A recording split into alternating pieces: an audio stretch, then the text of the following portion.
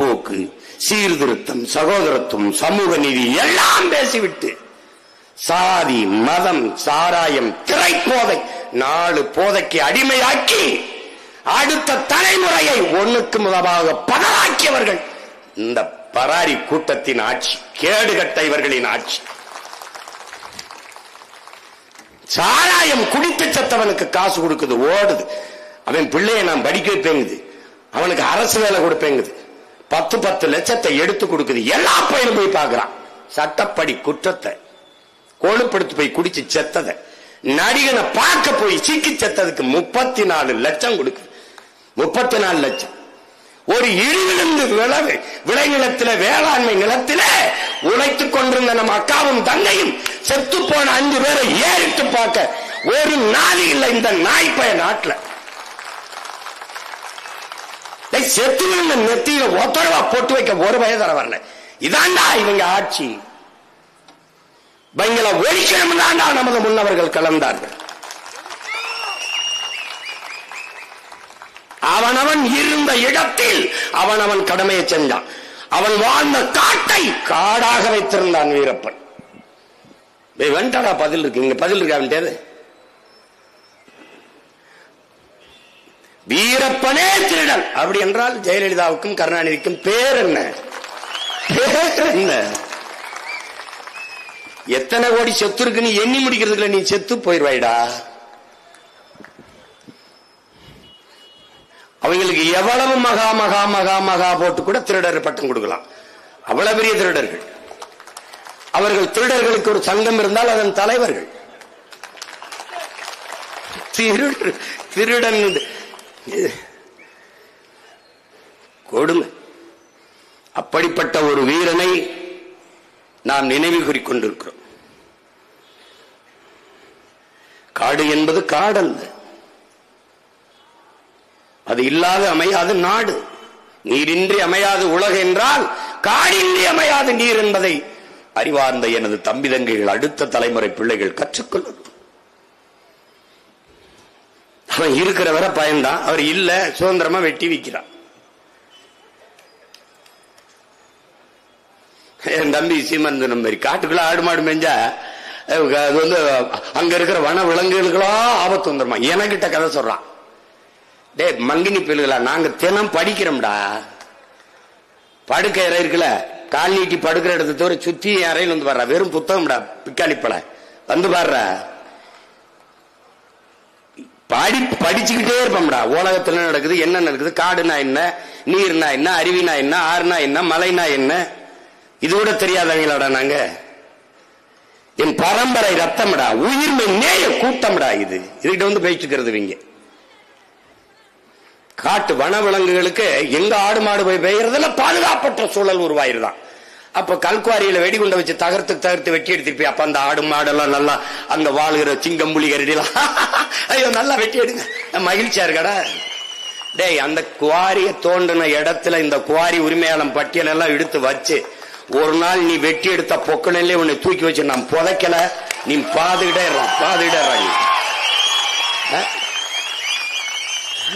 யாரு ஒரு quarry owner. இது ஆள் இல்லை இல்ல. இப்போ அவர் மட்டும் துப்பாக்கியோட இப்படி காட்டுக்குள்ள சுத்திக்கிட்டு இருந்தா நான் இந்த குவாரி நான் வரலங்க, எனக்கு வேணாங்க குவாரின்ட்டு போயிருப்பான். வாரி வாரி எடுத்துக்கிட்டு போறதுனால அதுக்கு பேரு குவாரின்னு வச்சிருக்கான். அப்படிப்பட்ட ஒரு வீர மகனை நாம் போற்றிக் கொண்டிருக்கிறோம். அவருக்கு அவருடைய பிள்ளைகள் நாம் பெருமிதத்தோடும் திமிரோடும் நம்முடைய வீர வணக்கத்தை காலையில் செலுத்தினோம். மறுமுறை ஒரு முறை என்னுடைய வீர வணக்கத்தை செலுத்துவதில் நான் மகிழ்கிறேன். அவருக்கு முன்னவன் தமிழ் பேரினத்தின் வீரத்தின் பெரும் வடிவமாக இருக்கிற நம்முடைய முன்னவன், நம்முடைய வீர பெரும்பாட்டன் தீரன்.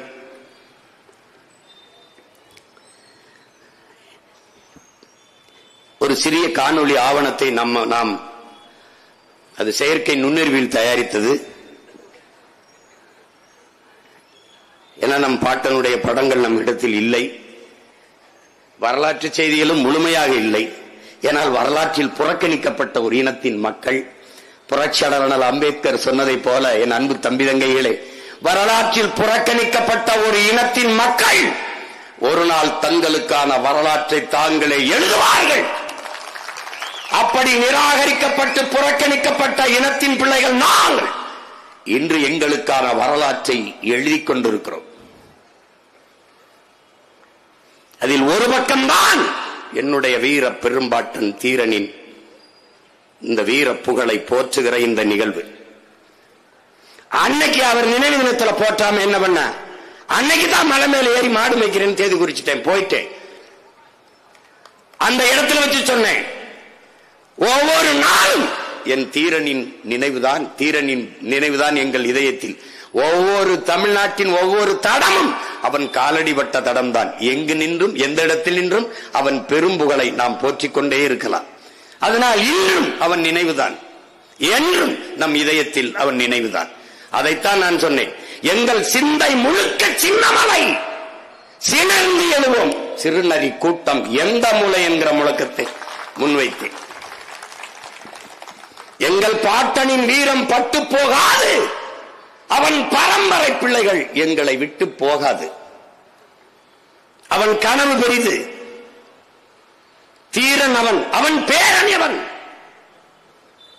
அருமை பெருமக்களே, ஒரே ரத்தமா அதே வீரம் என்று முழக்கத்தை முன்வைத்தேன் நான். காரணம் என்ன?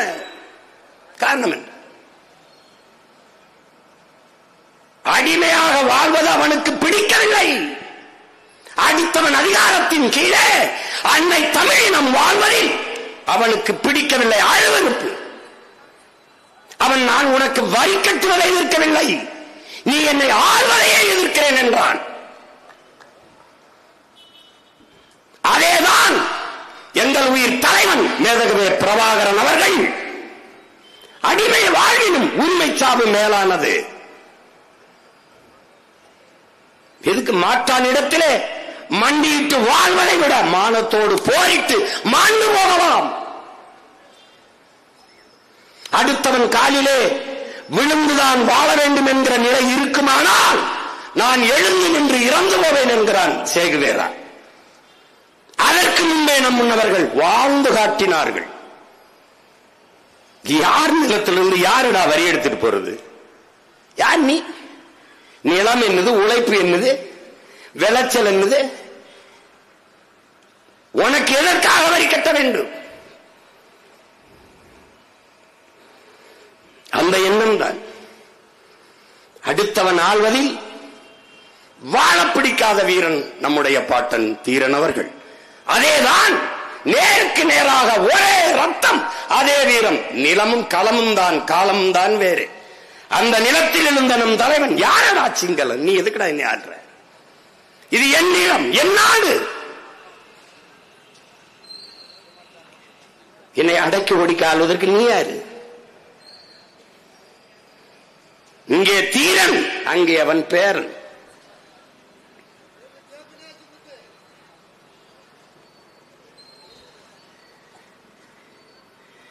நமது முன்னவர்கள் எல்லோரையும் பாருங்கள், இங்கே காட்டிய எல்லோரையும் பாருங்கள். ஆவணப்படத்திலே நம்முடைய பாட்டன் மருதீர்வர் மன்னர்கள், நம்முடைய பாட்டி வேலு நாச்சியார் மன்னர் ராணி, நம்முடைய பாட்டன் பூலித்தேவன் அரசன், நம்முடைய பாட்டன் அழகுமுத்துக்கோன் அரசன் மன்னன்.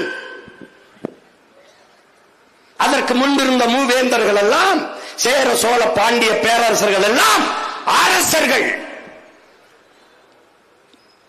முத்து வடுகரோ கட்டப்பொம்மரோ மன்னர் கட்டப்பொம்மரோ கட்டளையிட்டால் படைக்கு மக்கள் வர வேண்டும், அரசு ஆணை, அரசனின் உத்தரவு. ஆனால் தீரன் சின்னமலையார் மன்னனா? இல்லை, இல்லை. மன்னனாக ஆக்கப்பட்டவன், மன்னனாக பிறந்தவனா? இல்லை. சாதாரண உழவர் குடியிலே ஒருவனாக பிறந்த மகன், எளிய மகன், ஒரு பாட்டாளி வர்க்கத்தின் மகன், ஒரு பாமரன், ஒரு எளிய குடும்பத்தில் பிறந்த மகன். அவன் நாட்டு விடுதலைக்கு போராட வா என்று கூப்பிட்டால் எவன் வருவான் என்று அறிவார்ந்த தமிழ் சமூக மக்கள் சிந்திக்கணும். மன்னன் விட்டா வருவான், மக்களில் ஒருவன் கூப்பிட்டு எவன் வருவான்? ஆனால் என் தீரன் கூப்பிட்டு வந்தான் மக்கள். காரணம் என்ன? அவன் வீரன், அவன் வீரன். எவ்வளவு ஆளுமை, எவ்வளவு ஆற்றல் இருந்தால் அவன் மக்களை பேசி ஒருங்கிணைக்க பல்லாயிரக்கணக்கான இளைஞர்களை அவன் திரட்டி இருக்க முடியும் என்பதை என்னரும் தமிழ் மக்கள் சிந்திச்சு வாங்கணும். இதற்கு பேர்தான் என் அன்பு மக்களே வரலாற்றில் புரட்சி என்று பெயர். ஒரு எளிய மகன் அடிமைப்பட்டு கிடக்கிற அன்னை நிலத்தின் விடுதலைக்காக வா போராடி சாவோம் என்று கூப்பிடுகிற போது உயிரை கொடுக்க துணிந்து ஓடி வந்த கூட்டம் இருக்குமானால் அது இந்த நிலத்தில் முதலாக நம்முடைய வீர பெரும்பாட்டன் தீரனுக்குத்தான். அந்த வரலாறு இந்த நிலத்தில் எவனுக்கும் இல்லை, அவன் ஒருவனுக்குத்தான். அதற்கு பிறகு எவனுக்கு உண்டு? அவனுடைய பேரன், ஒரே ரத்தம், அதே வீரம். இந்த நிலத்தில் தீரன், அந்த நிலத்தில் பிரபாகரன். அந்த நிலத்தில் அவன் யார்? அவன் யார்? முதலமைச்சர் மகனா, அமைச்சர் மகனா, அதிபர் மகனா, இல்ல கோடீஸ்வர செல்வந்தனினுடைய பிள்ளையா? யார்? ஒரு எளிய மகன், சாதாரண மகன். பல குடிகளில் ஒரு குடியில் தோன்றிய ஒரு குடிமகன். தன் அன்னை நிலம் அடிமைப்பட்டு கிடக்கிறது, மாற்றானிடத்தில் மண்டியிடுகிறது. நம் அக்காதங்கையை துப்பாக்கியை காட்டி வன்புணர்வு செய்து கொலை செய்கிறான், துடிக்க துடிக்க கொண்டு குவிக்கிறான், வீட்டை இடிக்கிறான், நாட்டு எல்லையை பறிக்கிறான், ஆக்கிரமிக்கிறான். இதை பார்த்துக் கொண்டிருப்பதை விட போராடி சாகலாம். அங்குதான் அடிமை வாழ்விலும் உரிமை சாவு மேலானது என்ற முழக்கத்தை முன்வைக்கிறார்.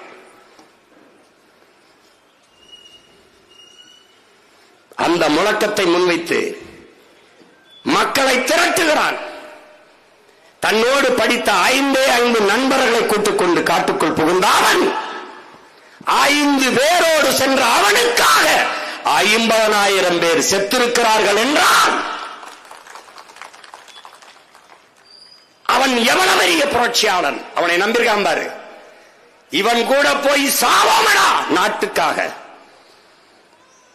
அன்னை நிலத்தை மீட்பதற்காக உயிரை கொடுப்போம் என்று செத்திருக்கிறார்கள்.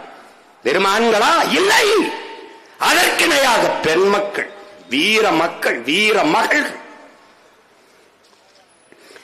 ஒருவர் இருவர் அல்ல, பல்லாயிரக்கணக்கான வேலு நாச்சியார்கள் வீர போர் புரிந்து மாண்டார்கள். அப்படிப்பட்ட ஒரு படையை அவன் தயார் செய்தான். நேருக்கு நேர், ஒரே ரத்தம், அதே வீரம். காலம் வேறு, களம் வேறு, அவ்வளவுதான். இங்கு தீரன், அங்கவன் பேரன்.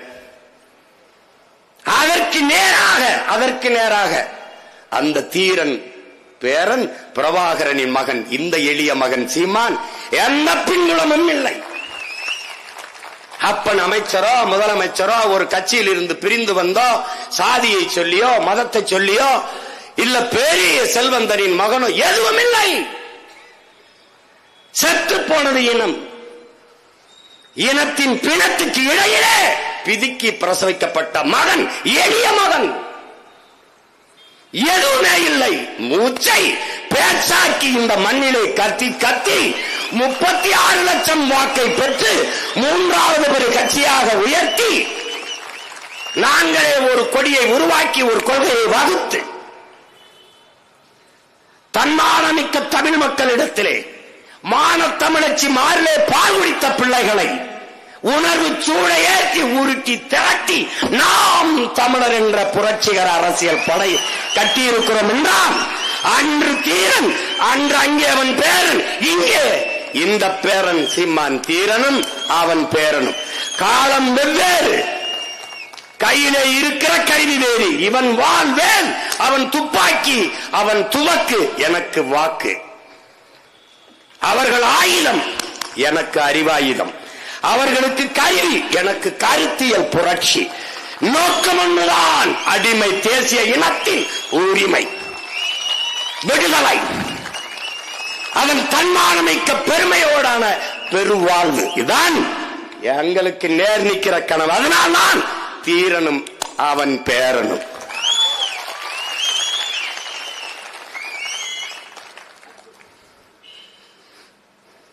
தோற்று தோற்று தோற்க பயப்படுறவன் வீரனா இருக்க முடியாது.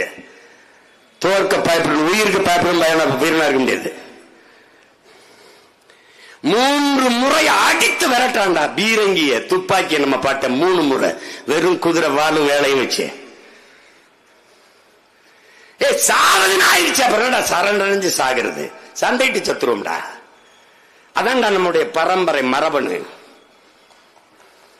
வீரப்பனை எப்படி புடிங்கி போய் நேருக்கு நின்று சுட்டு விட்டாரா விஜயகுமார்? தொலைச்சிருப்பான். சின்னத்தாளுக்கு காசை கொடுத்து மோர்ல வெஸ்த வச்சு கொண்டு விட்டான்டா. ஆங்கில படம் தோத்து போகும்டா. என் தம்பி பாலமல்லி சொன்னான் பாரு, மோர்ல மோர் வருது, மோரை குடிக்கிறாங்க பிள்ளைங்க. குடிச்சிட்டு அந்த ஓடையில போய் கையை கழிட்டு வரும்னு போறாங்க.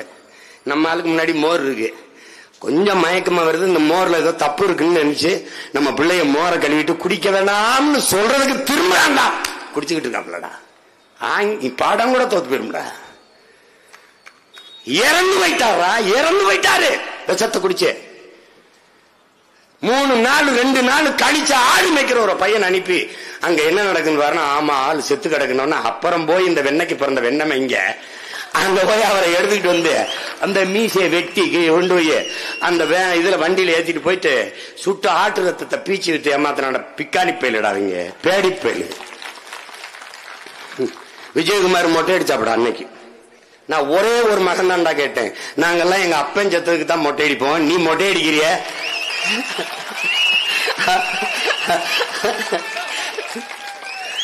எப்படி நீ மொட்டை அடிச்சிருக்கிய? என்னன்னு கொன்னவன் யாரா? கொன்னவன் யாரா? இன்னைக்கு சொல்லுமாடா அதிமுக எங்க ஆட்சியில தான் வீரப்பனை கொன்ன சொல்றா பாப்போம். ஒருத்தன் சொல்லிடுறா பாப்போம். ஏன்னா அன்னைக்கு சீமா இல்ல, அவனுக்கு ஒரு புள்ள இப்படி வருவான்னு நீ நினைக்கல, எவனுமே நினைக்கலையே. தமிழ்னு ஒருத்தன் பேசிட்டு வருவான்னு எவன நினைச்சாடா? இந்த இடத்துல நான் இவ்வளவு உறுதியா நிப்பேன்னு யாராவது நினைச்சியா? ஏன் நானே நினைக்கல. அப்ப யாரு நினைச்சிருக்கா? ஓ நிப்பாண்டா அப்படின்னு நினைச்சது யாரு? என் தலைவன் பிரபாகரன். அவன் நிப்பாங்க.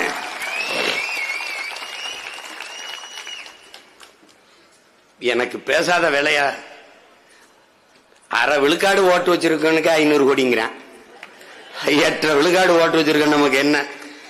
எம்மலை போல ஒரு படை ஒண்ணு வச்சிருக்காங்கடா. இது படை, மற்றவங்களுக்கு சொறி சிறங்கு படை.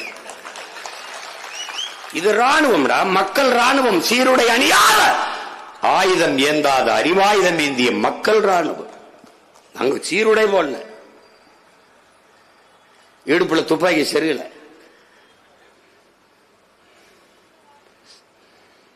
அதை விட வலிமையான ஆயுதம் வச்சிருக்கோம். போர்க்களத்தில் துப்பாக்கியை விடவும் வலிமையான ஆயுதம் புத்தகங்களே என்கிறான் லெனின். எங்கள் தலைவன் என் துவக்கில் இருந்து வருகிற தோட்டாவுக்கு என்ன வலிமை இருக்கிறதோ அதுபோல உங்கள் வாயில் இருந்து வருகிற ஒவ்வொரு வார்த்தைக்கும் வலிமை இருக்கிறது. இரண்டும் இணைந்து வெடித்தால்தான் இன விடுதலை பிறக்கும் என்கிற அந்த துவக்கு கவனித்திருக்கலாம். ஆனால் அவன் பிள்ளைகளின் வாக்கு நானே பரவாயில்லைங்கிற அளவுக்கு பேசுவான். என் பிள்ளைகள் எல்லாம் பாத்துக்க. நீ இப்பவே எனக்கு பாரு நேரம் எப்ப கொடுக்குறான் பாத்தீங்களா? இதே கெஞ்சி இறங்குப்பா, எனக்கு கொஞ்சம் இடம் கொடுப்பான்னு சொல்ல வேண்டியது இருக்கு. இன்னும் நிறைய பேர் கூட்டத்தில் இருக்கான். அவனெல்லாம் பேச விட்டேன்னு வச்சுக்க, நாளைக்கு தான் எனக்கு கொடுப்பான் நேரம். இது நினைக்காத தம்பி, இது வேற மாதிரி. இது வேற மாதிரி. இது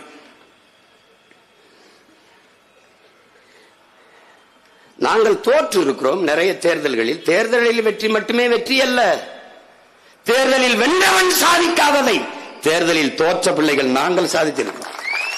நீ 8 வழிச்சாலை அப்படி 8 வழிச்சாலை எங்க போடு போடு போடு பாப்போம் போடு. நாங்க பரந்தூர்ல விண்ணூர்தி நிலை எங்க கட்டு பாப்போம். ஒரு கட்டு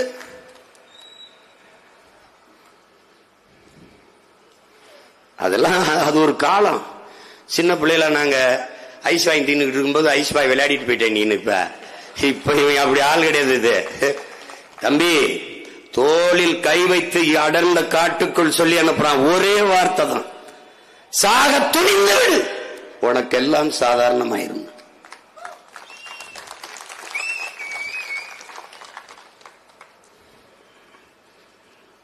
அதான் இங்க பரம்பரை மரபணுடா. தூக்கு மரண தண்டனை விதிக்கிறான். என்ன பேச்சு பேசுறாரு பாரு அவரு. அந்நியன் ஆட்சியிலே வாழ்ந்தால் என் அன்னை தமிழ் வாழ்வதெப்படி? அவ கேக்குறான் பாரா, இவ்வளவு பெரிய இனக்கூட்டத்தில் அவர் கேட்கிறான். அந்த வெள்ளக்காரன் கேட்கிறான், அந்த ஆளுநர் கேட்கிறான், தீரா உன்னுடைய வீரத்தை நான் பாராட்டுறேன், நீ ஒண்ணு செய்ய, நீயே உன் நாட்டை ஆண்டுக்க, எங்களுக்கு எங்களை பாதுகாக்கிறதுக்கு எங்களுக்கு ஒரு படையை அனுப்பிடு, பாதுகாப்பு படையை. அதுக்கு பிறகு ஒரு நாட்டை நீ ஆளு, எங்களுக்கு 50 விழுக்காடு வரி அனுப்பிடு, ஒரு 50 விழுக்காடை வச்சு நீ ஆட்சியை செஞ்சுக்க அப்படின்னு. இன்னைக்கு இருக்கிற ஆட்சியாளர் அந்த கூட்டணி போய் கஞ்சி குடிச்சிருக்கான் பாரு. சரி எஜமா எஜமா எஜமா என்ன சொல்றீங்களோ, தொற என்ன சொல்றீங்களோ அதை நாங்க கேட்கிறோம். தொற ஐயா ஐயா சாமி சாமி டேய்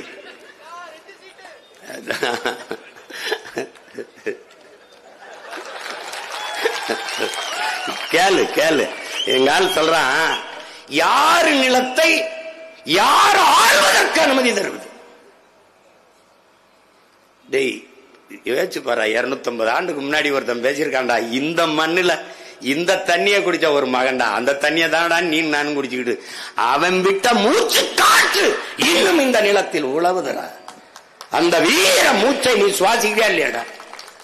யாரு நிலத்தை யார் ஆள்வதற்கு யாரா அனுமதி தருவது? யார்?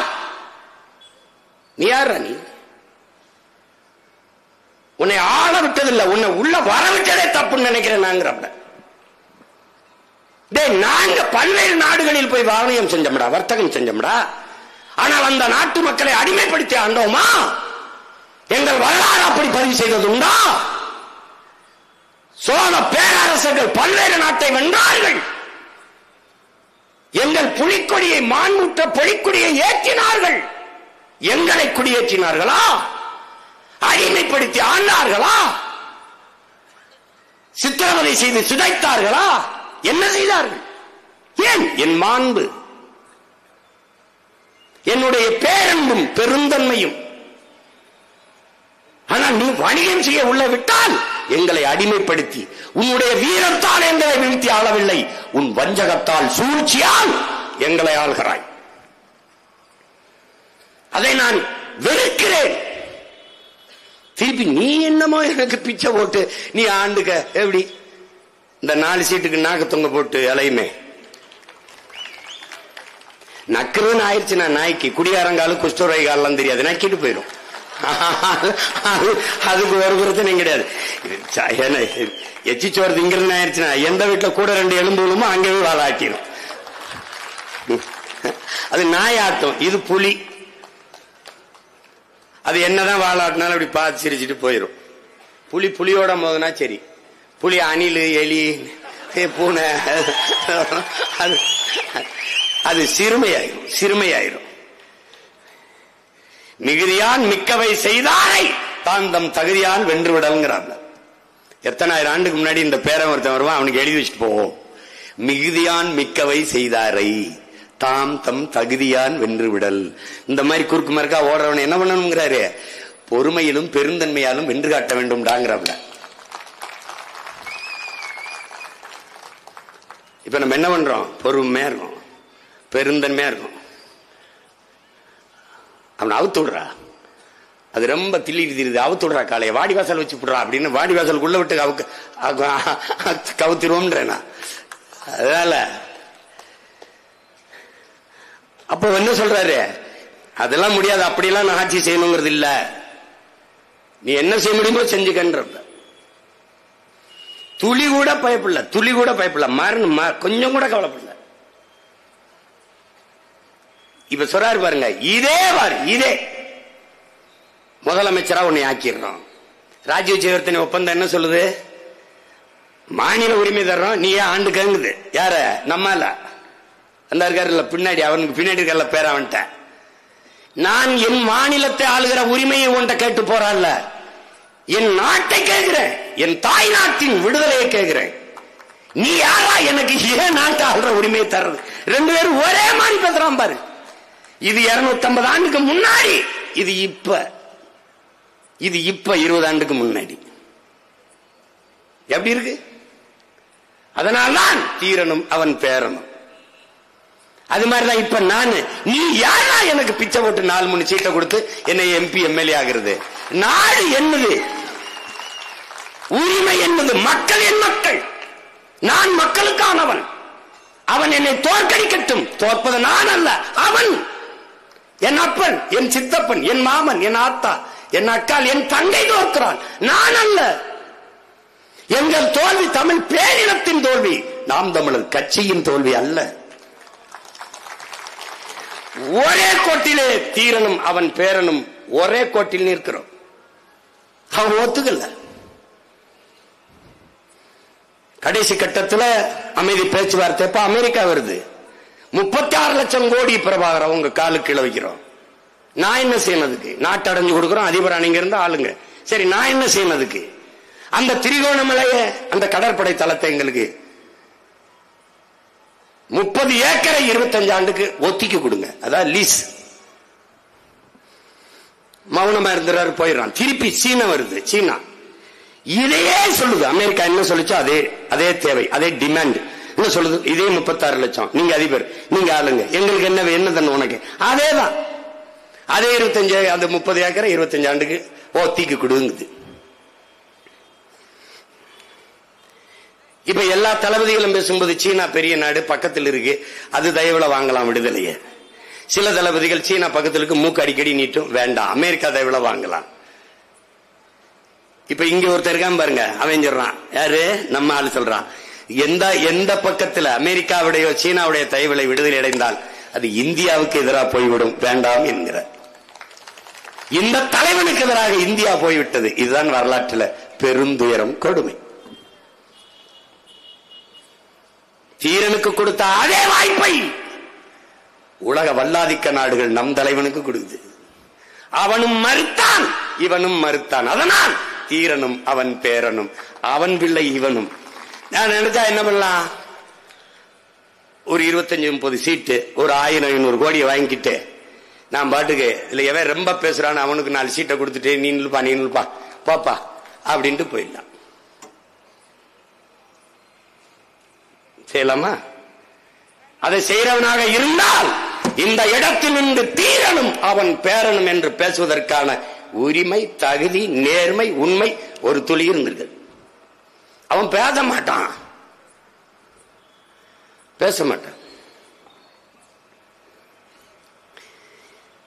திருப்பி என்ன? இப்ப என்னாச்சு? தூக்குல போட வர்றான். ஒத்துக்க மாட்டேன்ட்டாப்ல. தூக்குல போடும்போது சாவ நம்மால் சொல்றாப்புல, சாவை கண்டு அஞ்சாதவன் எவனோ அவனே சரித்திரத்தில் இடம் பிடிக்கிறான், அவனே சரித்திரமாகிறான். மரணத்திற்கு பயப்படாதவன் எவனோ அவனே வரலாற்றில் மாவீரனாகிறான். மரணம் என்ற ஒன்றுக்கு பயப்படுவதாலேயே இந்த மானுட சமூகம் பல்வேறு துன்ப துயரங்களை தூக்கி சுமக்கிறது. இது நம் தலைவன் வைத்த புரட்சிகர மொழிகள். அஞ்சுவதும் அடிமைவதும் தமிழன் பரம்பரைக்கே கிடையாது. பயன் என்பது கோழைகளின் தோழன், வீரனின் எதிரி. மாவீரன் சுபாஷ் சந்திர போஸ் சொல்லுகிறான், என் உடன் பிறந்தார்களே, நீங்கள் தெரிந்து கொள்ள வேண்டும், எனக்கு பிடித்த 3 எழுத்து வீரம். எனக்கு அறவே பிடிக்காத 3 எழுத்து பயம் என்கிறார். அதை நமது முண்டவர்கள், அவனுக்கு முன்னாடி நமது பாட்டன் தீரன் தூக்கு போட்டு தூக்குடாங்க. சாவை கண்ட அஞ்சல வரலாறு முழுக்க பார், இந்த நிலத்தில் எடுத்துப்பார். பகத்சிங்கை பார், சிறை மரண தண்டனை விதித்தாய்விட்டது. மன்னிப்பு கடிதம் கொடுத்தான், அவனை வெளியே விடுவதாக பிரிட்டிஷ் அரசு சொல்லுகிறது. ஆளுநருக்கு கடிதம் வருகிறது, அந்த கடிதத்திலே பகத்சிங் மன்னிப்பு கேட்டு எழுதியிருப்பான் என்று எல்லோரும் கருதுகிறார்கள். ஆனால் படித்தால் பேரதிர்ச்சி. நான் உன்னோடு அரசியல் போர் செய்திருக்கிறேன். நான் அரசியல் கைதல்ல, போர் செஞ்சிருக்கேன், போர் வீரன். என்னை நீ தூக்கில் போடாதே, என்னை துப்பாக்கி வச்சு என் நெஞ்சிலே சுட்டுக் கொள்ளு அல்லது பீரங்கி குண்டுகளை வைத்து என் நெஞ்சை பிளந்து கொள்ளு என்று எழுதியிருக்கார். ஆடி போயிட்டான் ஆளுநர். அவன் சொல்றான் பாரு, அவன் நண்பர்கள் போய் பகத் வா வெளியில போய் மன்னிப்பு கடிதம் தான் எழுதி கொடுத்துட்டு வெளியில போய் இன்னும் வீரியமாக நாம் போராடலாம் என்று அழைக்கிற போது, இல்லை இல்லை, நான் வெளியில வந்து போராடலாம், எல்லோரையும் போல வாழ வேண்டும் என்கிற பேராசை எனக்கும் இருக்கிறது, ஆவல் இருக்கிறது, ஆசை இருக்கிறது. ஆனால் நான் துணிந்து இந்த மரணக்கயிற்றை முத்தமிட்டால் பகத்சிங்கை போல வீர பிள்ளைகளை நாட்டு விடுதலைக்காக கொடுக்க வேண்டும் என்று எண்ணற்ற தாய்மார்கள் துணிந்து வருவார்கள். அதற்காக நான் இந்த மரணக்கயிற்றை முத்தமிடுகிறேன் என்று முத்தமிட்டான். அதனால்தான் அவன் மாவீரனாகிறான். அவனும் இந்த நாட்டில் மறைக்கப்படுகிறான். சாக்ரட்டிஸ் விஷம் அருந்தி உண்ண வேண்டும், அது தண்டனை. ஆனால் கோப்பையிலே விஷத்தை ஊட்டிவிட்டு 1 மணி நேரம் உங்களுக்கு அவகாசம் இருக்கிறது, காலம் இருக்கிறது, நீங்க 1 மணி நேரம் கழித்து குடிக்கலாம் என்று சொல்லிவிட்டு அவர் திரும்புவதற்கு எடுத்து குடித்து விட்டார்.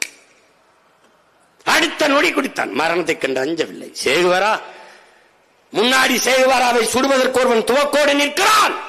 டியர் காம்ரேட், என்னரும் தோழனே, நீ என் நெத்திக்கு குறி வைக்கிறாய் என்று நினைக்கிறேன், கொஞ்சம் இடது பக்கம் வா, இப்போது சுடு என்றான். கையை துப்பாக்கி ஏந்திருந்தவன் கை நடுங்கி விட்டது. ஏன்? மரணத்திற்கு அஞ்சவில்லை. அதனால் அவன் மாவீரனாக சரித்திரம் போற்றுகிறது. அப்படித்தான் நமது முன்னவர்கள்.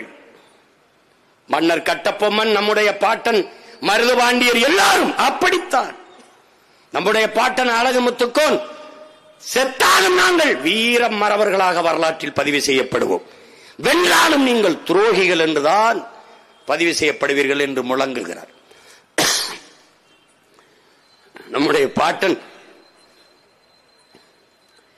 மருதுபாண்டியர் முட்டிக்கால போட வச்சுட்டான். காலை கட்டி கையை கட்டி முட்டிக்கால போட வச்சுட்டு கழுத்துல கயிறை மாட்டிட்டான். அவருக்கு மரண கத்து பத்து பயம் இல்லை. திரும்பி பார்க்கிறார், 7 வயசு பையன் கழுத்துல மாட்டிருக்காப்ல மரண கயிற்ற. அது கேட்கிறார், டேய் நான் உன்னோட போர் செஞ்சேன், நான் உன்னை எதிர்த்து போரிட்ட, என்னை தூக்குல போடுற. சரி, இந்த 7 வயசு பையன் என்னடா பண்ண, அவனை ஏன்டா தூக்குல போடுறான்? ஏன் போடுறான்? மருதுபாண்டியர் ரத்தத்தில் வாரிசை ஒருவனை உயிரோடு 7 வயது பையனை விட்டுவிட்டு போனாலும் எதிர்காலத்தில் அவன் எழுந்து வருவான், அவனை எதிர்கொள்வது கடினம் என்று தூக்குல போடுறான். ஆனால் அவன் ரத்த துளிகளில் சிந்திய ரத்தத்தில் விளைந்து எழுந்த வீரியமிக்க வீர மறவர்கள் பல லட்சக்கணக்கில் இந்த மண்ணிலே முளைத்து வந்து கொண்டிருக்கிறோம். அந்த வழியிலேதான் நம்முடைய வீர பெரும்பாட்டன் தீரன், அவனுக்கு முன்பு மரண கயிறு வந்து கொண்டிருக்கிறது. பழக்கென்ற அந்த கயிறை பறித்து தன் கழுத்திலே மாட்டிக்கொண்டு அவனை தள்ளி விடுகிறார் வெள்ளை அதிகாரியை. நீ என் எதிரி, மரணத்தை கூட எனக்கு பரிசாக தந்தா என்று வரலாற்றில் பதிவு வந்துவிடக் கூடாது, போடா என்று தள்ளிவிடுகிறார். மரணத்தை கண்ட அஞ்சாததாலேயே அவன் மாவீரனாக மான தமிழர்களில் இந்த மனதில் இதயத்தில் வைத்து இன்றும் போற்றப்படுகிறார்கள். அப்படித்தான் நம் உயிர் தலைவனும். அவன் நினைத்திருந்தால் தப்பிப்போய் இருக்கலாம், நிலைத்து விட்டு ஓடி இருக்கலாம், பிள்ளைகளில் யாரையாவது ஒருவரை காப்பாற்றி உலக நாடுகளில் அனுப்பி இருக்கலாம். என்னையை நம்பி பல ஆயிரக்கணக்கான பிள்ளைகளை தாய் நிலத்தின் விடுதலைக்காக பெற்றோர்கள் தந்தார்கள். அதை போலவே என் பிள்ளைகள் அத்தனை பேரும் தாய் மண்ணின் விடுதலைக்காக போராடி சாவதையே நான் பெருமையாக கருதுகிறேன் என்று ஒருவரை கூட தப்பிக்க விடாமல் களத்திலே மண்ணின் விடுதலைக்காக பலியிட்ட மகத்தான வீரன் உலக வரலாற்றிலேயே பிரபாகரன் மட்டும்தான். இங்கே நம் பாட்டன் மட்டுமா தூக்கிலே தொங்கினான்? அவன் உடன் பிறந்தார்கள் இருவரும் தூக்கிலே தொங்கினார்கள். அருமை தளபதிகள் 3 தூக்கிலே தொங்கினார்கள். அவன் வசனம் பேசுறவன். சிஎம் சார் ஏதாவது பழி வாங்கணும்னா என்னைய பண்ணுங்க.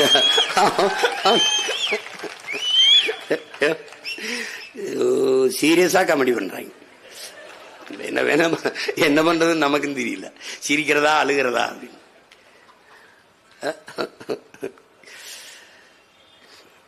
அப்படிப்பட்ட மகத்தான வீரன் நம்முடைய பாட்டன் தீரன் அவர்கள். அவனுடைய பெருங்கனவு அவன் சொல்றான் பாருங்க, இந்த மாதிரி இந்த வரியை வசூலிச்சுட்டு போகும்போது மக்கள்கிட்ட பேசுற, இவ்வளவு பெரிய இனக்கூட்டத்தில் ஒருவனுக்கு கூடவா இந்த நாட்டை இந்த நிலத்தை ஆளுகிற தகுதி இல்லை என்று கேட்க. அன்று தீரன் கேட்டதை 280 ஆண்டுகள் கழித்து அவன் பேரன் கேட்கிறேன், இவ்வளவு பெரிய இனக்கூட்டத்தில் ஒருவனுக்கு கூடவா தமிழர் நாட்டை ஆளுகிற தகுதியும் ஆற்றலும் இல்லாது போய்விட்டது, திறமையும் இல்லாது போய்விட்டது. சொல்லுங்க, என் இனத்தின் வரலாறு தெரியாதவன் எப்படி எனக்கு வழிகாட்ட முடியும்? என் மண்ணை நேசிக்காதவன் அந்த மண்ணை ஆளுகிற தகுதியை எப்படி பெறுவான்? எப்படி பெறுவான்? என் காற்றை, என் மலையை, என் காட்டை, என் கடலை, என் நிலத்தை, என் வளத்தை, என் மண்ணை நேசிக்காதவன், காதலிக்காதவனுக்கு எப்படி இந்த நாட்டை ஆளுகிற தகுதி வந்து சேரும்? அன்னி எண்ணி ஆளும் போது என் அன்னை தமிழ் மொழி வாழுமா கேட்கிறார் பாருங்க. வெள்ளைக்காரனுக்கு எப்படிடா என் இன மக்களின் மீது அன்பும் பாசமும் வரும்னு கேட்கிறார் பாருங்க. எப்படி வரும்? இந்த மண்ணின் மகனுக்குத்தான் இது என் மக்கள், என் மலை, என் காடு, என் ஆறு, என் அருவி என்ற காதல் வரும். அவனுக்கு என் நிலம், என் வளத்தின் மீதுதான் குறியிருக்கும், என் மக்களின் நலத்தின் மீது குறியிருக்காது, பற்று இருக்காது. அன்று தீரன், இன்று அவன் பேரன் பிரபாகரன், அவன் மகன் சீமான். ஒரே நேர்கோட்டில், ஒரே ரத்தம், அதே வீரம்.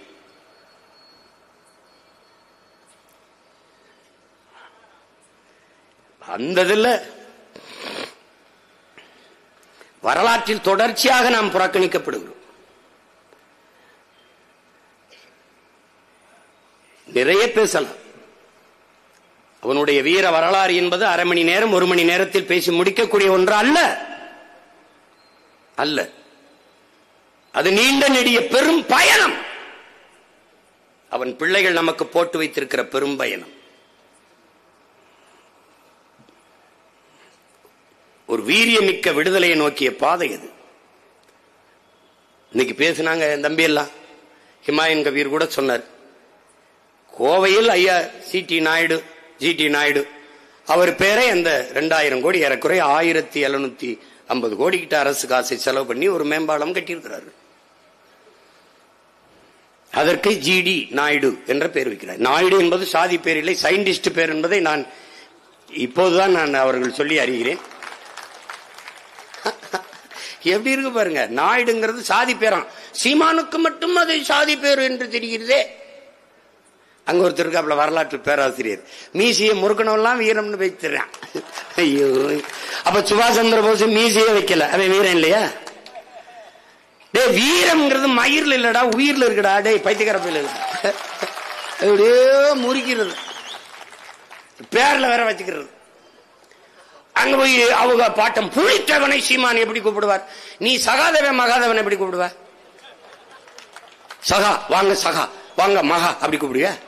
வரலாற்றுல எனக்கு ஒரு பாட்டு இருக்கான், வந்தியத்தேவன். அவனை வா வந்தி வந்திம்பியா, வா வந்து இரு குந்திம்பியா. ஏன்னா டேய், உங்களை ஏன்டா இப்படி இப்படி இப்படி திரியிறிய? ஒருபடி எச்சி சோறுக்கு எம்பிட்டா பேசுறிய நீங்க? கொடுமையா இருக்கு. எங்க அப்பா மணியரசன் சொல்ற மாதிரி இந்த அறிவாலய தின்னச்சோறுகளால நமக்கு பெரிய பிரச்சனை இருக்கு.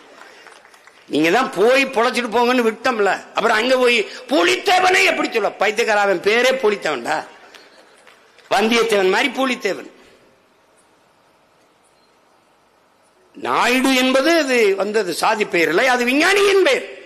என்ன கண்டுபிடிச்சாருன்னு கேட்டேன், அதைத்தான் தேடி கண்டுபிடிச்சிட்டு இருக்காங்க.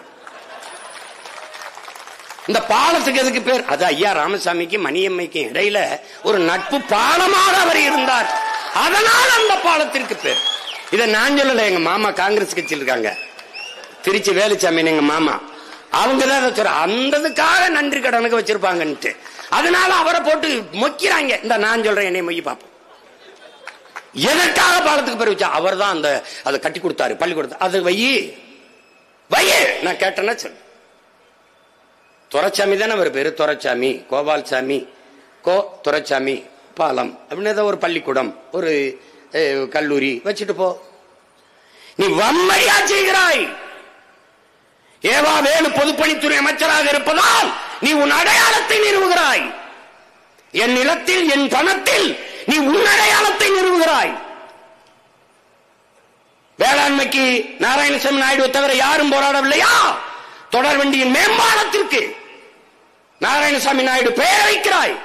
இங்கே சிடி நாயுடு, அங்க நாராயணசாமி நாயுடு. அப்ப நாயுடுகளின் ஓட்டை குறிவிக்கிறாய். இந்த மானங்கட்ட தமிழ் மக்கள் மறந்து விட்டு உனக்கு ஓட்டு போட்டுருவான்னு நினைச்சு போய்க்கிறேன். அப்ப எங்க அப்பா நம்மாழ்வாருக்கு என்ன பேரு? இப்ப வையி எனக்கு என்ன அடையாளம் வச்சிருக்க? கொங்கு மண்டலம் சேர நாடு என்றாலே எனக்கு வீர பாட்டன் தீரன் தான் எனக்கு நினைவுக்கு வரும். தண்ணீர் தாழ்தளத்தை நோக்கித்தான் பாயும் அறிவார்ந்த பெருமக்களே. தாழ்தளத்திலிருந்து மேட்டுக்கு பாய்கிற 90 கிலோமீட்டருக்கு அடைய கட்டி ஏத்திய அறிஞன் என்னுடைய பாட்டன் காளிங்கராயன் என்பதை அறிவார்ந்த தமிழ் சமூக மக்கள் மறந்துவிடக்கூடாது. அவன் எப்படிப்பட்ட தன்மானமிக்க சிங்கம் வர்றவன. ஆத்தா ஆடு வச்சுட்டு அந்த ஆடு மாடை வித்துவிட்டு ஆரம்பிக்கிறான் அணைய கட்ட. கட்டி அணைய கட்டிட்டு காளிங்கராயன் அவன் சொந்தம் ஜாதி பந்தம், அவன் சொந்த பந்தம் சுத்தி நிலத்தை வச்சிருக்கிறதுனால கட்டியிருக்கான் பாலத்தினோன. ஒரு சொட்டு தண்ணிய நானும் என் சொந்தங்களோ இந்த தண்ணியை பாசனத்துக்கு பயன்படுத்தி விட மாட்டோம்னா அந்த இடத்தை விட்டு வேற ஊருக்கு குடிபெயர்ந்த வேண்டாம் நம்ம பாட்டன் காளிங்கராய். அவன் பேருக்கு அந்த பாலம் தகுதி இல்லையாடா? அவன் கால் தூசுடா, அது வைக்க கூடாதா? கழுத்து இறுகி சாகும் போது அவன் வீர பெருமகன் மூச்சு இந்த நிலத்தில் உழவுதடா. வீர பெரும்பாட்டன் தீரன், அவன் பேரை வைக்க கூடாதா? அடிக்கும் போதும் கொடியை விளவிடாமல் பிடித்து செத்தானடா கொடிகாத்த குமரன், அவன் பேரை வைக்க கூடாதா?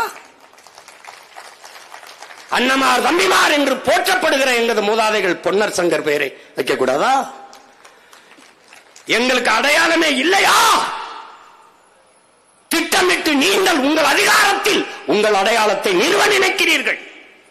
நாங்கள் அதை தகர்த்து எங்கள் தாய் நிலத்திலே எங்கள் அடையாளத்தை நிறுவ நினைக்கிறோம். இதுதான் இங்கே போர், திராவிட தமிழிய போர். அதான் இந்த போர். இங்க இடையில எவனுக்கும் சண்டை கிடையாது. இங்க நாங்க தான் போட்டி, நீங்க தான் போட்டிங்கிறவன் விக்கிரவாண்டி இடைத்தேர்தல, ஈரோடு கிழக்கு தேர்தல எல்லா பேரும் ஓடிப்பிட்டா. கோளை நாய்களா எங்கடா போனீங்க? எங்கடா போனீங்க? ஒன்னி கொண்டி கருணாநிதி மகனும் பிரபாகரன் மகனும் நின்னம்டா ஈரோடு கிழக்குல. எங்கடா போன? எங்களுக்கு தான் போட்டி. எங்கிட்டு? ஆட்டு குடல் போட்டியா இல்ல இந்த போட்டி? எங்க போட்டி? நின்னு விளையாடுவோம். 100 மீட்டர் ஓட்டப்பந்தயக்காரன் இல்ல, 5000 மீட்டர் நின்னு நிதானமா ஓடி வெற்றி கோட்டை தொடுவேன். எவனும் குறுக்க வரப்போறது இல்ல. ஓடிக்கிட்டே இருப்போம். நாங்க சலிக்காதவர்கள். காரணம் எங்கள் முன்னவர்களின் மரபணு. விழுவோம் விதையாய், எழுவோம் விடுதலையாய். இது எங்கள் பரம்பரை முழக்கம். அப்படிதான் வந்திருக்கோம். அப்ப ஜிடி நாயுடு அது சாதி பேர் இல்லைன்னா, என் தாத்தன் தெய்வ திருமகன் முத்துராமலிங்க தேவர் அது மட்டும் எப்படி சாதி பேராச்சு? அங்க முத்துராமலிங்கம் தெரு. அந்த தேவரை எப்படி தூக்குன? ஏன் தூக்குன? எப்படி? அது சாதி பேர். சாதியை ஒழிக்கணும். எங்க? தமிழனுக்கு மட்டும். அது நாராயணசாமி நாயுடு, ஜிடி நாயுடு அப்படியே இருக்கும். ஏன்னா சயின்டிஸ்ட் இல்ல, சயின்டிஸ்ட் என்ன கண்டுபிடிச்சாருன்னு கண்டுபிடிச்சு சொல்றான்னா அதுக்கு ஒரு சயின்டிஸ்ட் தேவைப்படுது. எப்படி இருக்கு? முத்துராமலிங்க தேவருங்கிறத ஏன் தூக்குன? அவர் சிலை இருக்கிற தேர்வே முத்துராமலிங்கம் தெருவனிய வச்ச. சவுந்தரபாண்டிய நாடார்னு எனக்கு ஒரு தாத்தா இருந்தான்ல, அவன் பேர்ல தானே தியாகராயன் வச்ச. நீ சவுந்தரபாண்டிய நாடார் தெரு வேண்டாம், சவுந்தரபாண்டிய நார் சாலை என்றாவது வச்சாடா. பாண்டி பஜார். பஜாருங்கிறது என்ன மொழி? என்ற உஜாரா சொல்றான். என்ன மொழி? பயல பஜார், பாண்டி பஜார். பாண்டி பஜார் யாருடைய பேர்ல இருக்கு சொல்லு? சவுந்தரபாண்டிய நாடார் பேர். நீர் கட்சியில் இருந்த சவுந்தரபாண்டிய நாடார் அதை நினைவு போட்டுதுன்னு நீ நினைக்கிறியா? பாண்டி பஜார். டேய் இவங்களெல்லாம் என்னடா பண்ணலாம்னு நினைக்கிறேன்? நீ எப்படி சவுந்தரபாண்டியனார் சாலை அப்படியாவது வைக்கலாம்ல? ஏன் பெரிய இயக்கப்படா எல்லாருக்கும் பேர் வைக்கிறான். ஐயா எஸ்.வி. சேகர் அப்பா வெங்கட்ராமன் ஒருத்தருக்கு இப்போ வைக்கிறாப்புல, பேர் வைக்கிறாப்புல தெரு. அவர் பேர் என்ன ஐயா? பேரு வெங்கட்ராமன் வைக்கிறாரு. நான் வரவேற்கிறேன். ஐயா அப்பா பாலசுப்ரமணியம், எஸ்.பி. பாலசுப்ரமணியம் வாழ்ந்த இடத்துக்கு அவர் பேர் வரவேற்கிறேன். மாண்டிலிங் சீனிவாசன் அவருக்கு அவர் பேர் வைக்கிறாரு, நாங்க வரவேற்கிறோம். ஆனால் தமிழ்நாடு என்று பெயர் வைக்க சொல்லி 76 நாள் உண்ணாவிருந்து செத்தானே சங்கரலிங்கனார், அவனுக்கு தெரு பேர் ஏதாவது வச்சிருக்கா? டேய் இங்க வாடா, திராவிட மாடல் 2.0 இங்க வாடா சொல்றா பாப்போம். சொல்ற உங்க அப்பங்களுக்கு உங்க ஆளுகளுக்கெல்லாம் சமாதி 2 ஏக்கர்ல கடற்கரையில கட்டிக்கிட்டு இருக்க. எங்க ஆளுக்கு அப்படியே புதைச்சடத்துல புல்மலைக்கு போட்டு போயிட்டா தலைகீழாக மாறும். புரட்சி என்பது தலைகீழ் மாற்றம். ஒரு நாள் அதை தரமட்டமாக வேணா இடிச்சு நீ எழுதி வச்சுக்க. நீ நானே இல்லைனாலும் என் மூச்சுக்காற்றை சுவாசிக்கிற மானத்தமிழ் பிள்ளைகள் ஒரு நாள் தகர்த்து முடிப்பார்கள்.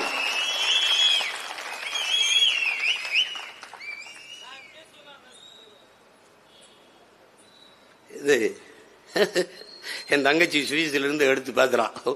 எழுதிட்டு அண்ணா நீ தைரியமா போ, உன்னை விட்டுருவானா? உன் முன்னோர்கள் எத்தனை பேர் ஆன்மா உன்னை சுத்தி சுத்தி வரும். நீ பார்க்காம செத்த மாவீரன் இருப்பான், ஆனா உன்னை பார்த்து உன்னோட நின்ன மாவீரன் எத்தனை பேர் இருக்கான். அவன் உன்னை தனியா விட்டுற மாட்டான். நீ போவான்னா உன் பின்னாடி வருவான்டா. தீரன் வருவான், காளிங்கராயன் வருவான், திருப்பூர் குமாரன் வருவான், எல்லாரும் வருவான். அந்த கோவை சிறையில தானடா என் பாட்டை வாவிச்சு செக்கிழுத்தான்னு, சிறையில இருந்து செக்கிழுத்தான். அந்த செக்க நினைவா வச்சிருக்க. ஏன் அவன் நினைவா அந்த பாலத்துக்கு பேர் வைக்க மாட்டியா? வைக்க நீ மாட்டாய். கருணாநிதி மகன் ஜி.டி. நாயுடு என்று பெயர் வைத்தால் பிரபாகரன் மகன் அதை மாற்றி வீர பெரும்பாட்டன் தீரன் சின்னமலை மேம்பாலம் என்று பெயர் வைப்பான். நீ மதுரையில கட்டியிருக்க. கருணாநிதி ஐயாவுக்கும் ஜல்லிக்கட்டுக்கு என்ன சம்பந்தம் இருக்கு? அதை எடுத்துட்டு என் பாட்டை என் தாத்தை யார் பேர் வைப்பேன்? மூக்கையா தேவர் பேரை வைப்பேன். நூலகம் எல்லா நூலகத்திலையும் என்ன உங்க அப்பா பேர்ல தான் நூலகம் இருக்கணுமா? எங்களுக்கு எல்லாம் நூலகம் இருக்கக்கூடாதா? செக்கெழுத்த செம்மல் வ.உ.சி. படிப்பகம், வள்ளலார் பெருந்தகை படிப்பாப்ல வைக்க கூடாதா? வைக்க மாட்டேன். இப்ப மதுரையில் நீ 200 கோடி கட்டிருக்க, என்ன பேர் வைப்பேன்? நான்காம் தமிழ்ச்சங்கம் அமைத்து தமிழ் வளர்த்த நம்முடைய பாட்டனார் வள்ளல் பாண்டித்துரை தேவர பேர வைப்பேன். நான் நம்ம பாட்டேன் வ.உ.சி. கப்பல் வாங்கி ஓட்டுறதுக்கு நிதி கேட்கும் போது நம்ம பாட்டன் அன்றைக்கு 1 லட்சம் ரூபா கொடுத்துருக்கான் பாண்டித்துறை. அவன் பேர வைப்பேன். நீ மதுரைக்கு போகும்போது பாரு, வள்ளல் பாண்டித்துறைக்கு ஏதாவது இடம் இருக்கான்னு. சொந்த கட்டடங்களை கொடுத்தவன்டா நாட்டுக்கு, எடுத்துக்கிறீங்கன்ட்டு நீ நினைக்கிற. நீ அவனுக்கு மரப்பாச்சி தண்டி ஒரு பொம்மையை வச்சிருக்கான்டா, இப்படி சுத்தி விரும்புது. நீ எல்லாம் நீ தன்மானமிக்க தமிழ் மகன்னா நீ இங்க பாரு, என் கோபத்தை என் உணர்வை நீ உள்வாங்கிட்டீன்னா நீ வென்றுவேன். இவனெல்லாம் தெருவுக்கு தெரு சிலை வச்சு நிக்கிறான். எல்லா இடத்தையும் அவன் நிலமாக மாற்றி நிற்கிறான். உலக புகழ்பெற்ற 2வது பெரும் கடற்கரையை தன்னுடைய குடும்பத்தின் புதைகுழியா மாற்றி நிறுத்திருக்கான். ஆனால் உன்னுடைய வீர பெரும்பாட்டி வேலு நாச்சியாருக்கு சிவகங்கை அரண்மனையில் இருக்கிற மரப்பாச்சி தண்டி சிலையை தவிர வேற இடம் இல்லை. 15 ஆண்டுகளா கத்துனதுனால இப்ப என்ன பண்றான், அந்த காந்தி மண்டபம்னு ஒண்ணு இருக்குது இந்த கிண்டிக்கிட்ட, அதுல இங்க பாரு நம்ம பாட்டன் அயோத்திதாஸ் இருக்கு, இந்த சிங்காரவேல இருக்கு, இது என்ன சொல்றது ரெட்டமலை சீனிவாசனுக்கு, நம்ம சங்கரலிங்கனா இருக்கு, பாட்டி வேலுநாச்சியா இருக்கு, நம்ம பாட்ட மருது வண்டிக்கு ஒரு பொம்மை மாதிரி வரிசையா அடிக்கிட்டாண்டா. இந்த அருங்காட்சியத்துல இது மருது வண்டி சிலை, இது வேலுநாச்சியார் சிலை, இது சங்கரலிங்கனார் சிலை அப்படின்னு இருக்கிற மாதிரி மொத்தமா தமிழ் பயிலிடே அவங்க எல்லாம் சாப்பிட்டு இந்த போங்கப்பா, அங்க உங்களுக்கு சாப்பாடு இருக்கு அப்படி சாப்பிட்டு போங்கப்பா. அது மாதிரி அவன் என்ன பண்றான், இங்க எல்லாத்தையும் அடிக்க வச்சிருக்கான். நீ பாரு, நீ வா, உனக்கு அதை பார்க்கும் போது வெறி வந்துதான். நீ உண்மையிலே நல்ல தமிழ் தாய்க்கும் தமிழ் தகப்பனுக்கும் பிறந்திருக்க. உனக்கு தன்மானம் இருக்கு, சூடு சொரணம் இருக்கு, மான மரியாதை இருக்கு. அதை பத்தி கவலைப்படாம போனீனா நீ செத்துட்ட. அப்ப உன்கிட்ட பேசி பயன் இல்லை. நீ மயக்கத்தில் இருக்க. ஒரு பக்கம் சாதி மயக்கம், அப்படி அப்புறம் மதம், அப்புறம் சாராயம், அப்புறம் திரை கவர்ச்சி, திரை மயக்கம். என்னமோ சுதந்திர தினத்தை கொண்டாடத்துல போய் சிக்கி செத்த மாதிரி கொண்டாடிட்டு இருக்க நீ.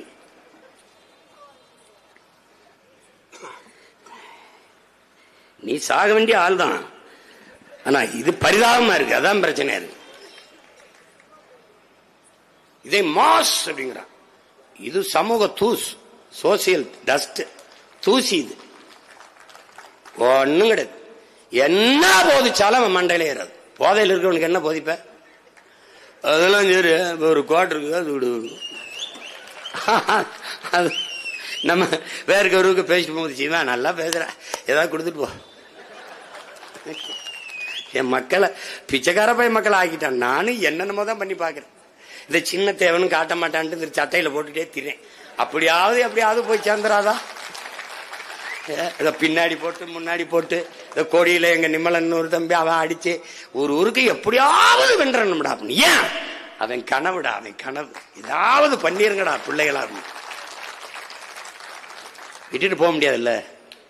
எனக்காக இறந்தவனை நான் மறந்து கடந்து போனால் நான் இறந்த பிணத்தை விட கேவலமானவன் என்றாயின. மான உணர்வு, இன உணர்வு உள்ள தன்மானமிக்க எந்த தமிழ் மகனும் இந்த இழி செயலை செய்ய மாட்டான்.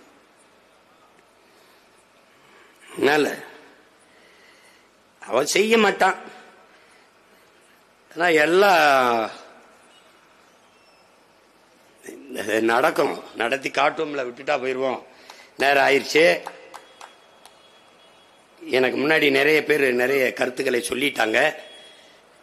இனிமேலாவது அண்ணனுக்கு கூட கொஞ்சம் நேரம் கொடுக்கணும்னு நினைச்சு சரி பண்ணுங்க. அது ஒண்ணும் இல்லை. இன்னைக்குல நாளைக்கு பேச போறோம்.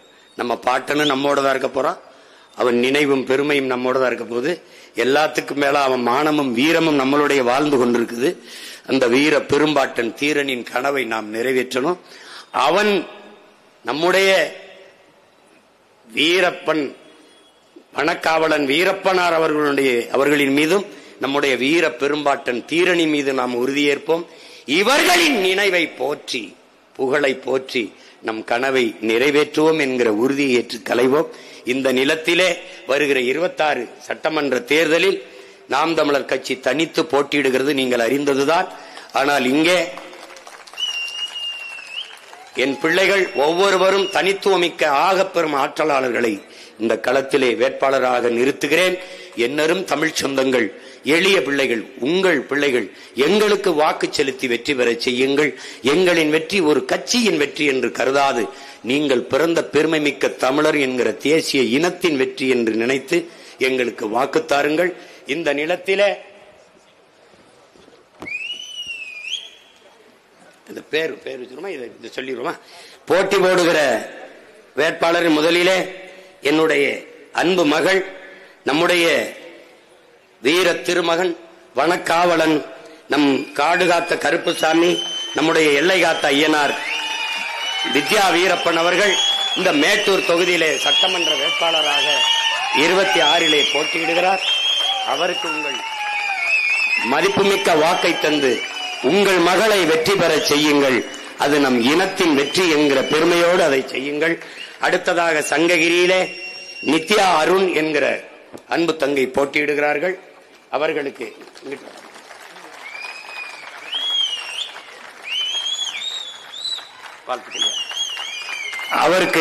அவருக்கு நீங்கள் விவசாய சின்னத்திலே வாக்கு செலுத்தி வெற்றி பெற செய்யுங்கள்.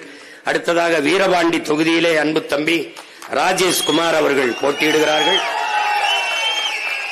அவருக்கு நீங்கள் விவசாய சின்னத்திலே வாக்கு செலுத்தி வாழ்த்துக்கள் வெற்றி பெற செய்யுங்கள். சேலம் மேற்கு தொகுதியிலே அன்பிற்கினிய தம்பி சுரேஷ்குமார் அவர்கள் போட்டியிடுகிறார்கள்.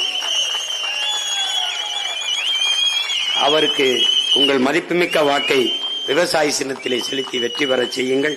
அடுத்ததாக கெங்கவெல்லியிலே அன்பு தங்கை அபிராமி அவர்கள் போட்டியிடுகிறார்கள். அவருக்கு விவசாய சின்னத்திலே வாக்கு செலுத்தி வெற்றி பெற செய்யுங்கள். வாழ்த்துக்கள். அடுத்ததாக ஆத்தூர் தொகுதியிலே என் அன்பு மகள் மோனிசா சின்னத்துறை அவர்கள் போட்டியிடுகிறார்கள். அவருக்கு உங்கள் மதிப்புமிக்க வாக்கை செலுத்தி வெற்றி பெற செய்யுங்கள். மீதி வேட்பாளர்களை பிறகு அறிவிப்போம். நாங்கள் மொத்தமாக பிப்ரவரி 7ஆம் தேதி இன எழுச்சி மாநாடு, மாற்றத்தை விரும்பும் மக்களின் மாநாடு, அது நம் இனத்தின் திருவிழா. நாம் எல்லோரும் கூடுவோம். அங்கே வைத்து 234 வேட்பாளர்களையும் நாங்கள் அறிவிக்க இருக்கிறோம். திருச்சியிலே திரள்வோம் திரள்வோம் பகிர்ந்தமிழ் இனத்தீரே பகை மிரள திரள்வோம் திருச்சியில் என்று உங்கள் எல்லோரையும் அன்போடு இந்த மகன் அழைக்கிறேன். அந்த திருச்சி மாநாட்டில் வைத்து மற்ற எல்லா வேட்பாளரையும் அறிவிப்பேன். உங்கள் பிள்ளைகள் அவர்களுக்கு உங்கள் மதிப்புமிக்க வாக்கை, வலிமைமிக்க வாக்கை தந்து வேளாண் குடிமகன் விவசாய சின்னத்திலே வாக்கு செலுத்தி வெற்றி பெற செய்யுங்கள். நீண்ட காலமாக இந்த இனம் தூக்கி துவைந்து வருகிற துன்ப துயரங்களை துடைக்க, நமது முன்னவர்களின் கனவை நிறைவேற்ற எங்கள் கைகளை வலிமைப்படுத்துங்கள். உங்களினுடைய வாக்கு வருங்கால தலைமுறை பிள்ளைகளை வாழ வைக்கட்டும். புரட்சி எப்போதும் வெல்லும். நாளை நமது வெற்றி அதை சொல்லும். பேர் வைக்கணும்.